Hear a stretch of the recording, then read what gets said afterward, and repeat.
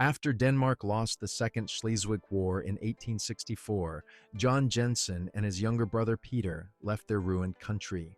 They traveled across the Atlantic Ocean to America, hoping for a fresh start.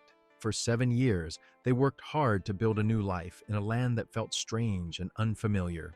But through it all, John missed his wife, Marie, and their young son, Kristian, who had stayed behind in Denmark. Being apart from them for so long left a deep sadness in John's heart. It's now 1871. John and Peter are waiting at a train station in the American frontier. John is finally about to see his family again. When the train arrives, John sees Marie and Kristian step off with big smiles. Little Kristian runs to his father, and John shares a warm, loving moment with his wife. John proudly introduces them to Peter, and together they begin the journey back home. Peter tells John he has some business to handle in town and will catch up later. As they ride on a stagecoach, John tells a man that his wife doesn't speak English, but that she'll learn. Suddenly, their peaceful moment is interrupted. Two dangerous-looking men board the stagecoach. One of them is Paul Delarue, the brother of Henry Delarue, a well-known gang leader. Paul has just been released from prison, and his eyes are full of anger. That night, Paul and his partner doze off in the coach while John teaches Kristian about animals and talks about going hunting together. But things quickly turn tense when Paul wakes up and starts talking to Marie. He offers her a drink. She refuses, but John quietly tells her in Danish to accept it so things don't get worse. Marie takes the drink, hoping to keep the peace. Paul starts saying unsettling things and then flirts with Marie in a way that makes John very uncomfortable. When Paul reaches for Marie's dress, John warns him to stop, but Paul's partner pulls out a gun to keep John quiet. John whispers to Marie in Danish, telling her to bite Paul's ear. She does, and in the chaos, John grabs the gun. He tells Kristian to pick up the other man's weapon, but Paul grabs Kristian and puts a knife to his neck. He threatens to kill them unless John gets off the coach. As John tries to speak, one of the men kicks him off. John walks along the road and finally finds Kristian's lifeless body lying in the dirt. Heartbroken, John collapses, holding his son in his arms. He picks up the body and continues down the road. Not far away, he sees the stagecoach stopped. He lays his son down, takes a gun from the dead coachman, and fires a shot to startle the horses. Using his old soldier skills, John shoots one of the gangsters and then chases Paul, who tries to escape. Paul begs for his life, claiming he didn't hurt anyone. I didn't touch the boy! The next morning, Peter arrives. He had noticed strange horses nearby and came to check things out. He finds John weeping over the bodies of Marie and Kristian. John tells him he didn't know the man who did this. The brothers hug tightly, grieving together.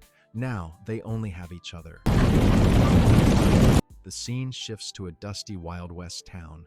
A group of armed men ride in, led by Henry Delarue, a cruel former Union colonel known for fighting Native Americans. He walks up to Mayor Nathan Keene, who also serves as the town's priest and undertaker. Henry is furious. He wants to know who killed two men found nearby. The mayor, clearly scared, insists no one in town was involved. But what they don't know is that one of the dead men is Henry's brother, Paul. Henry gives the mayor a deadly warning. He says if they don't find the killer by noon, he will kill two innocent townspeople.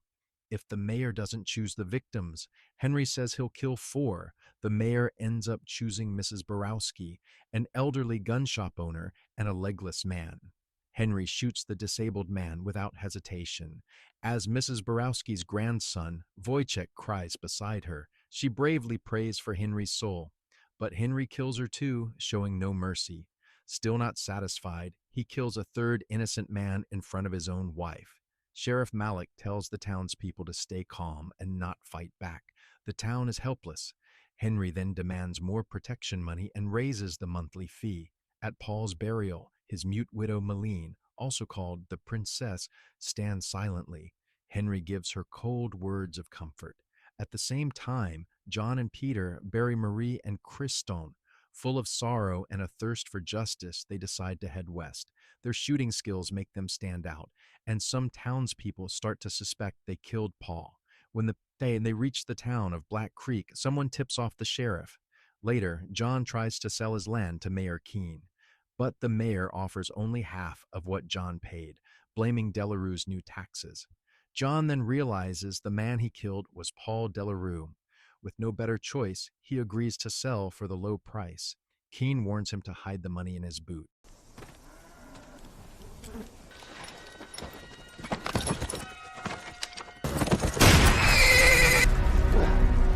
Meanwhile, Henry meets with businessmen from the Standard Atlantic Oil Company. They give him money and tell him to be careful with his violence. They reveal the federal government has cut off Black Creek, leaving Sheriff Malik without support. The company wants Henry to take over the land by force since it's rich in oil.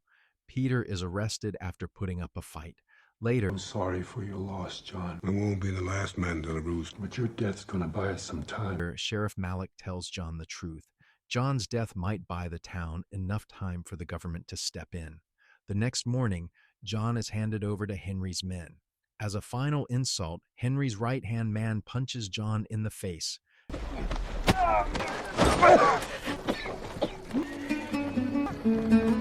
John is tied to a wooden post outside Henry's headquarters, left in the scorching sun without food or water. When Henry arrives with Malene, John tells her the truth, that Henry killed his child and hurt his wife. Henry cuts him off with a punch. His plan is to let John die slowly in the heat. Vultures circle overhead as the sun beats down. Mayor Keene shows up, but instead of helping, he steals John's boots and the hidden money. Then he calls Henry by his first name, revealing their alliance. Back at the jail, Peter prepares to escape. While Sheriff Malik is away at church, Got you pretty good, didn't I? You were ugly before, but you ain't gonna find one with that face. Peter insults the deputy until the man loses his temper. Then Peter knocks him out and escapes. At Henry's hideout, it becomes clear that he doesn't care about Paul's death. He treats Paul's widow, Malene, like his own possession. Despite her injuries and fear, Henry forces her into bed. He promises her a future in New Orleans, but she doesn't want it. That night, it rains. John is still tied to the post, weak and soaked.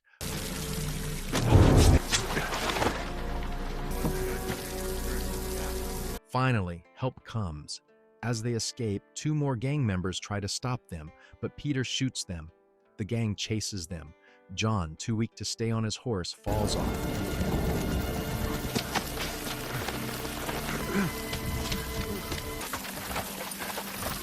Jump! Coming back. Peter hides him behind a rock and uses himself as bait to lead the gang away. When John wakes up, he's dehydrated and desperate. He drinks dirty water from a puddle, but then he sees one of Henry's men dragging Peter's dead body behind the horse. Back at Henry's base, Malene has vanished and the safe is empty. She took the oil money and went to the train station, hoping to escape. But Henry catches up with her, slaps her, and she spits blood in his face. His men convince him to spare her, for now. Meanwhile, John stumbles across Mrs. Whistler, a tough landowner. She fires warning shots, but when she recognizes John, she gives him food and water. Her husband was also killed by Henry. That night, John goes to the mayor's home. He forces the man to return his boots and money when the mayor lies. Oh, look, I'm a businessman. John makes him lie down in an open coffin and confesses. The mayor reveals he gave land deeds to Henry. John then visits Mrs. Whistler's old shop, now run by her grandson Wojciech. John stocks up on supplies and tells Wojciech to inform Sheriff Malik about the mayor's partnership with Henry. Wojciech wants to help, saying he's a good shot. I'm not a bad shot. The next day, John sets his plan in motion. He puts the mayor's body in a coffin as bait. When Henry opens it, he orders it burned. Wojciech lights a bonfire and starts shooting for cover.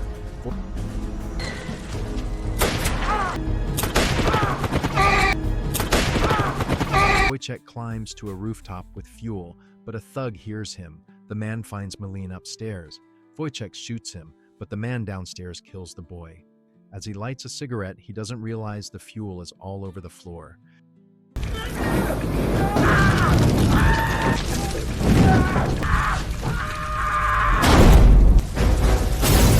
John hears the commotion and rushes over. He sees the thug dragging Malene.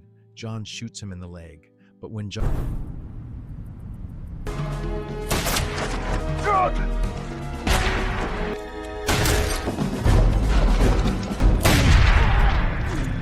steps out into the open, Henry shoots him. Standing over John, he mocks him, but before he can finish him off, Malene appears. After the shootout, John and Malene point guns at each other but lower them. They've both suffered too much. Just then, Sheriff Malik arrives with help. He thanks John but is uneasy about Malene. John says she's under his protection. In the end, John and Malene ride off together, silent and scarred. They begin a new chapter, bound by pain, justice, and survival.